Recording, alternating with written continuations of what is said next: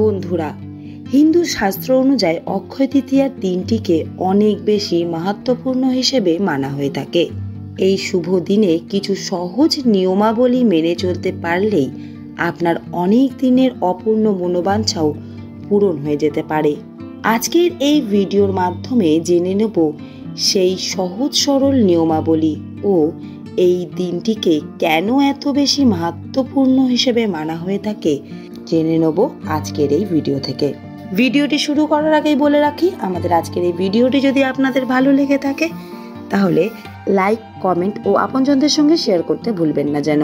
আর আপনি যদি আমাদের চ্যানেলের নতুন শ্রোতা হয়ে থাকেন তাহলে সবার আগে চ্যানেলটি সাবস্ক্রাইব করে উপরে থাকা অল নোটিফিকেশন বেলটি অন করে যাবেন।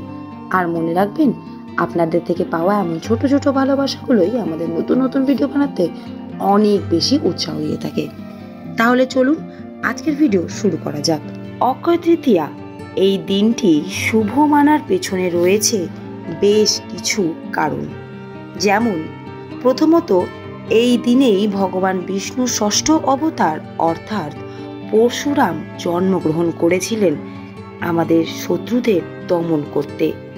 দ্বিতীয়ত, এই দিনেই প্রভু গণেশ মহাভারত মহাকাব্যের শ্রুতি লিখনের আরম্ভ করেছিলেন।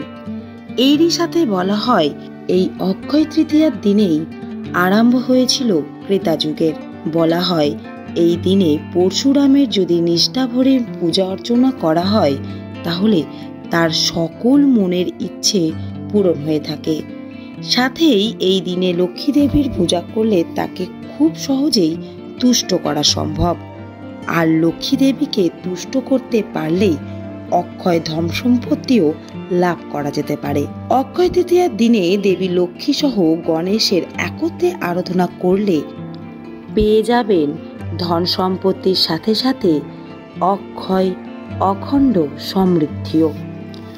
মানা হয় এই দিনে গঙ্গা স্নানও অনেক বেশি শুভ।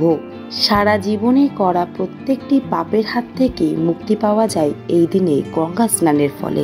এই অক্ষয় তৃতীয়ার দিনে আপনি যদি অন্ন ও বস্ত্র দান করতে পারেন তার ফলে আপনি পেয়ে যাবেন আপনার পিতৃপুরুষের শান্তি। এই ধরনের সকল কারণেই অক্ষয় তৃতীয়ার দিনটি হিন্দু ধর্মীয়দের কাছে এত বেশি শুভ ও মাহাত্ম্যপূর্ণ। তো বন্ধুরা, আমাদের আজকের ভিডিও আজ এই পর্যন্তই। আবার দেখা হচ্ছে এমনই কোনো নতুন ভিডিওতে নতুন কোনো তথ্যের সাথে। আপনাদের যদি আমাদের এই ভিডিও ভালো লাগে তাহলে জুড়ে থাকুন আমাদের চ্যানেলের সাথে। আবার দেখা হচ্ছে, ততক্ষণ সকলে ভালো থাকবেন, সকলকে ভালো রাখবেন। নমস্কার।